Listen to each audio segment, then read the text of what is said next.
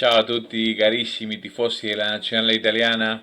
Bueno, era imposible no estar en el día de hoy de cara a lo que fue, bueno, el primer paso de Italia en esta zona de repechaje, en la ruta A del repechaje UEFA, de cara a lo que será el Mundial de este mismo año, el Mundial de 2026. Italia tenía su debut frente a Irlanda del Norte, a la que le ganó 2-0 con goles en el segundo tiempo de Tonali y de Moise Kean. Tonali, que además fue el que dio la asistencia de Moise Kean en el segundo gol, eh, probablemente la figura del partido y, debemos decir, el mejor jugador de Italia, eh, tanto en la previa como en el partido de hoy. Y la máxima esperanza para que Italia tenga algo de fútbol. Hoy, analizando lo que fue el partido en sí, Italia presentó un 3-5-2, clásico como el que venía utilizando Gattuso en la mayoría de los partidos, con Donnarumma en el arco, en la línea de tres defensores, con Bastoni libre sobre el final en el centro de la defensa, a su izquierda Calafiori y a su derecha Mancini, que es el verdadero marcador de esa defensa. Los otros dos, los zurdos, son bastante más dúctiles con la pelota, pero ninguno tiene no tiene la misma precisión en la marca que sí tiene Mancini. Más allá de eso, no han tenido demasiados problemas en el día de hoy. Irlanda, más allá de llenar el área de centros, que era lo esperable, no tuvo grandes chances, ni siquiera tuvo tiros en lo que es el arco de Donnarumma en el día de hoy. Obviamente, como en 90 minutos de un partido de esta tensión, merodeó el área en algún momento, pero realmente no se sintió peligro del lado irlandés. En el medio, los cinco volantes, que en realidad son tres volantes y dos laterales volantes. Obviamente el mediocampo, Locatelli es el volante central. A su izquierda Sandro Tonali, a su derecha Nicolò Varela. Alguna vez alternan de lado, pero normalmente están parados así.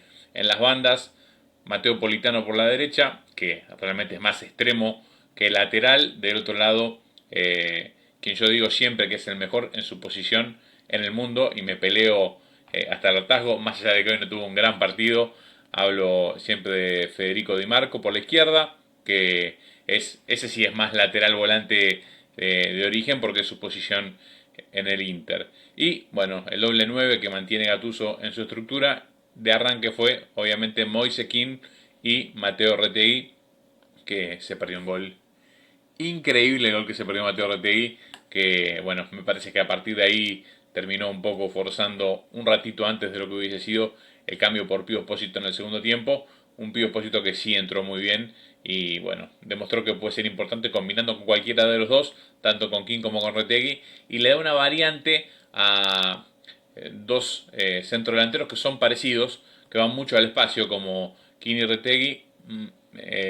Pío Espósito juega más de espalda, es diría, un centro delantero más clásico, más de los viejos, más de los que había en los 90. Y bueno, tranquilamente pueden combinar entre los tres según la necesidad del entrenador. Para decir, el primer tiempo Italia, bueno, no tuvo demasiadas ideas, si bien no tenía problemas atrás, no sufrió demasiados sobresaltos, tuvo mucho la pelota, no encontraba los huecos. Cierto es que el equipo rival se defendía con todos sus hombres, pero bueno, recaía sobre Italia el peso del partido y se sabía desde el vamos que iba a ser así. Más allá de eso, igual hubiese merecido la ventaja, por lo menos desde mi mirada, sin tener un dominio territorial asfixiante para Irlanda del Norte, si Italia estaba claramente en dominio del partido. En el segundo tiempo vimos lo mismo, pero en otra velocidad. Italia ya empezó a pasarse el balón de manera más rápida. Me parece que la visión de Gattuso en el tiempo hizo acelerar un poco estos movimientos y desde el minuto uno Italia se lo fue a llevar puesto porque verdaderamente se quedaba sin tiempo y no quería llegar a una zona del partido donde la presión sí iba a ser la inversa, ¿no? En vez de tener una localidad que apoye, ibas a sentir la presión de que, bueno, el empate y cualquier situación de riesgo iba a favorecer más al visitante que a vos mismo. Ahí, en el medio de todo eso, en el minuto 56 llega el gol de Sandro Tonali después de un rechazo en el área, después de que, bueno, como decíamos, y te la cargaba el área con sus dos nueves, en uno de esos rechazos quedó la pelota en en la medialuna del área y justo ahí estaba Sandro Tonali, que de primera, bueno, hizo un muy buen gol, que realmente fue un alivio para todo el equipo, diría para toda una nación, diría para todos los italianos en Italia y al estero, como somos tantos. A partir de ahí Italia, bueno, dominó ya el partido y dominó el marcador, empezó a tener otra tranquilidad, sabía que la obligación quedaba así ahora del lado irlandés, tenía que ir Irlanda a buscar por lo menos un gol para seguir en partido y bueno, pretendía Italia en algún momento encontrar una contra. Irlanda no quemó demasiado las naves, especuló bastante con llegar al último tramo de 10 minutos más el descuento con vida y justo antes de entrar en esa zona, bueno, Moise Kean aprovechó una de las que tuvo y resolvió muy bien dentro del área y convirtió el 2-0 definitivo para que Italia le gane a Irlanda del Norte y bueno, ya empieza a pensar después de una noche de festejos en lo que será el partido ante Bosnia y Herzegovina, que eliminó en Cardiff por penales a Gales con una proeza de visitante.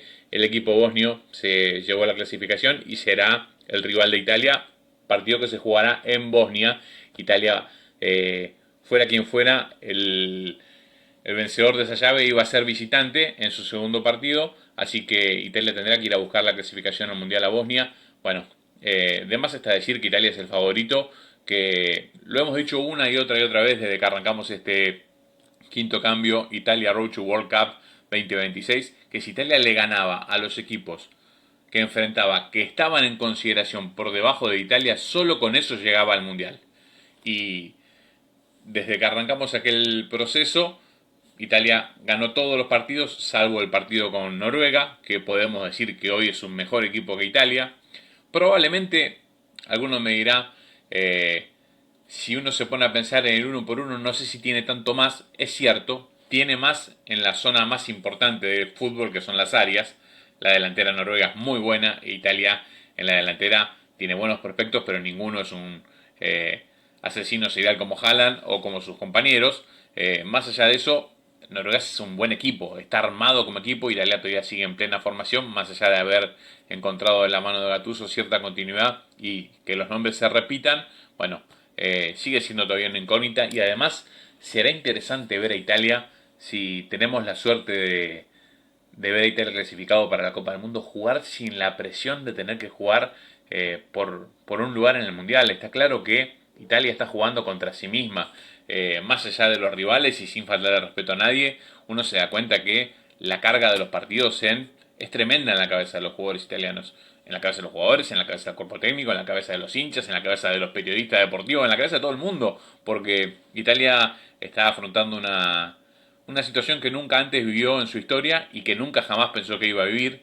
Y realmente el clima de tensión es solo comparable ni siquiera con una final de un campeonato, sino con una promoción para no descender. Algo por el estilo es lo que se vive, porque realmente cuando las cosas salen bien, como en el día de hoy, lo que se siente es, bueno, un poco menos asfixiante, un poco más de aire. No se siente alegría ni felicidad. La felicidad llegará recién si Italia logra el triunfo en Bosnia, si logra la clasificación y logra jugar este mundial tripartito en México, Estados Unidos y Canadá, que se jugará en este mismo año, en este 2026, y que además le dará la posibilidad a Italia, de ser así el caso, de volver a la Copa del Mundo después de nada más y nada menos que 12 años. Una barbaridad para ser, junto con Alemania, el segundo equipo más ganador en la historia de esa competición. Italia, que es un grande, que nunca hay que olvidarlo, que Italia es un grande del fútbol y lo va a ser toda la vida, tiene que reencontrarse con su lugar en el fútbol mundial y lo tiene que hacer, bueno, con sus mejores armas, haciendo un buen partido en Bosnia, mostrando lo bueno que tuvo hoy, recuperando algunos niveles que no estuvieron en lo que pueden dar. Por ejemplo, decía yo el de Fede Di Marco, un jugador muy importante para este equipo, que hoy no tuvo un gran partido. Necesitamos más de Varela, necesitamos más de la conducción de Manuel Locatelli, muy abocado a suplantar los huecos de los que salen en el medio campo, pero necesitamos más de esa conducción con el pie. Son todos jugadores dúctiles, son todos jugadores que pueden tener la pelota. Italia no tiene ningún foriclase, como se dice en el fútbol italiano, no tiene ninguna estrella que vaya a gambetear tres defensores y hacer un gol. De eso no va a tener. ¿Qué tiene que tener? Tiene que tener lo otro bien. Pasarse bien la pelota, hacerlo de manera sólida y rápida y encontrar los huecos para que en una pincelada de alguno de estos tres de la defensa o Politano por la derecha o Di Marco por la izquierda, encuentren alguno de los dos 9 que tiene el arco acá y aparezcan los goles. Después, nombre por nombre, es un equipo que se tiene que ir consolidando. Donnarumma, los tres defensores, los 5 del medio, los 2 de arriba, no son cracks mundiales, pero Italia no tendría por qué estar pasando por esta situación de, sufrir para tener su lugar en la Copa del Mundo. Sin lugar a dudas tiene el potencial para estar mucho más arriba que esto. Esperemos que consiga el objetivo y bueno, estaremos después del partido el próximo martes para charlar con ustedes y seguir contándonos ustedes a nosotros, nosotros a ustedes en este quinto cambio Road to World Cup para intentar de que sea el último y que Italia realmente alcance el objetivo de llegar a la Copa del Mundo y sea su último paso en el camino hasta el Mundial de 2026. Muchas gracias y un abrazo grande.